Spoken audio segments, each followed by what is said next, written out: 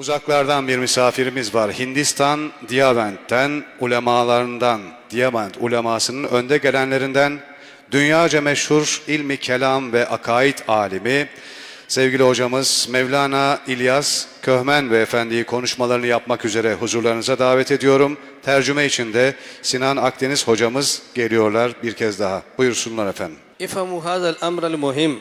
Atibba'ul badali zahiri hazal doktor. Atibba'ul badal al kalb hiye doktor. Ve atibba'u al kefiyatil kalb humuş eşşeyuhu tarika. Allahu Ekber ve lillahil hamd. Allahu Ekber, Allahu Ekber.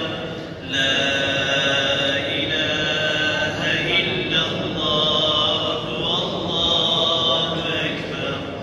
Allahu Ekber ve lillahil hamd. Şimdi ilk olarak Mevlana İlyas Köhmen Beyefendi'yi icazet takdimi için huzurlarınıza arz ediyorum.